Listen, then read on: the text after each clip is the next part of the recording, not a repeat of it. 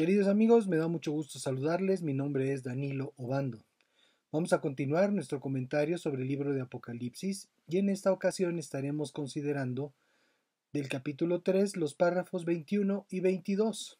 La escritura nos dice así: Al que salga vencedor, le concederé el derecho de sentarse a mi lado en mi trono, así como yo he vencido y me he sentado al lado de mi Padre en su trono. El que tenga oídos, que oiga lo que el Espíritu dice a las iglesias. Como en las ocasiones anteriores, el Señor anuncia un glorioso beneficio a quienes salgan vencedores. En el caso de esta iglesia o grupo de creyentes radicados en la ciudad de la Odisea, salir vencedor implicaría haberse arrepentido de su tibieza espiritual y haber seguido las indicaciones que Jesús les dio en el párrafo 18 de este mismo capítulo, que dice: Para que seas realmente rico, yo te aconsejo que compres de mí oro refinado en el fuego y vestiduras blancas, para que te vistas y no se descubra la vergüenza de tu desnudez. Unge tus ojos con colirio y podrás ver, que comentamos en su oportunidad. Así que, quien haya seguido puntualmente sus instrucciones, el Señor le asegura: le concederé el derecho de sentarse a mi lado en mi trono. Recordemos que ese privilegio lo pidió la madre de Santiago y Juan, los hijos de Zebedeo, según escribió Mateo en el capítulo 20, versos 20 al 23 de su testimonio sobre la vida y obra del Señor. En ese momento la madre de los hijos de Zebedeo se acercó con sus hijos a Jesús y se postró ante él para pedirle algo. Él le dijo: ¿Qué es lo que quieres? Ella le respondió: Manda que en tu reino mis dos hijos se sienten, uno a tu derecha y el otro a tu izquierda. Jesús le respondió: Ustedes no saben lo que piden. ¿Acaso pueden beber del mismo vaso del que yo he de beber? Y ellos le dijeron: Sí, podemos. Él les dijo: A decir verdad, beberán de mi vaso, pero el sentarse a mi derecha y a mi izquierda no me corresponde concederlo, pues ya es de aquellos para quienes mi Padre lo ha preparado. Cuando se tiene una mentalidad centrada en la experiencia terrenal, lo que pedimos al Señor resulta necio. Así fue con esta petición de la madre de estos discípulos. Pudiendo pedir muchas otras cosas a Jesús, le pidió una posición para ellos, como lo hacen quienes hablan con un político para que les consiga una en el gobierno. Pero la respuesta del Señor fue contundente. Esas posiciones son para quienes el Padre ha determinado que sean, y por ello es que Jesús lo puede ofrecer a quienes salieran vencedores de entre aquellos creyentes de la Odisea, porque Jesús hace la voluntad del Padre, y esto no por compadrazgo, sino de acuerdo a las disposiciones del derecho divino.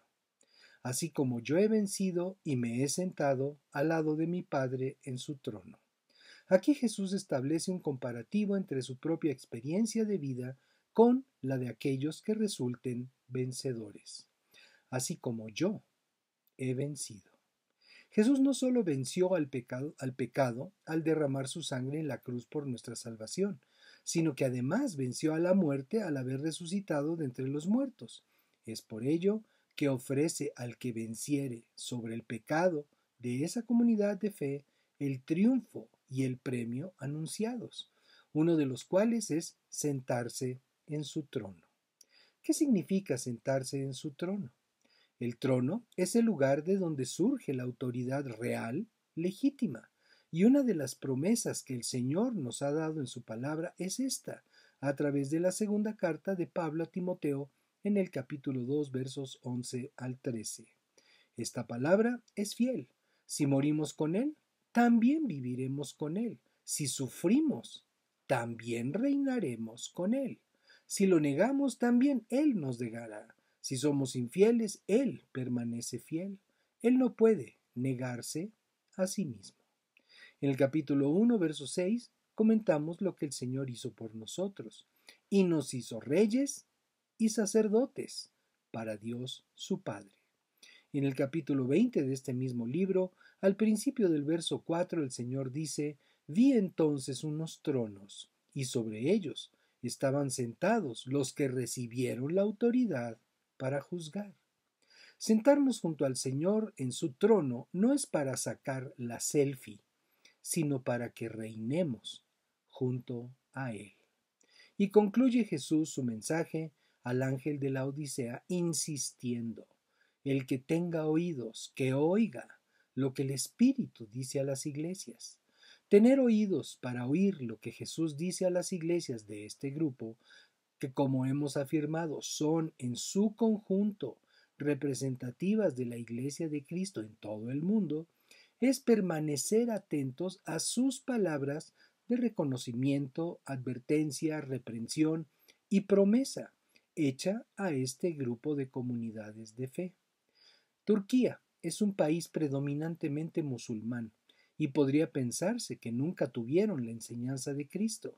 Sin embargo, el hecho de que Jesús seleccionara precisamente a esas iglesias nos debe indicar que para esa nación hay un propósito de Dios que no va a dejar de cumplirse, porque el mismo Señor declara a través del profeta Isaías en el capítulo 55, verso 11: así también mi palabra, cuando sale de mi boca, no vuelve a mí vacía, sino que hace todo lo que yo quiero y tiene éxito en todo aquello para lo cual la envié.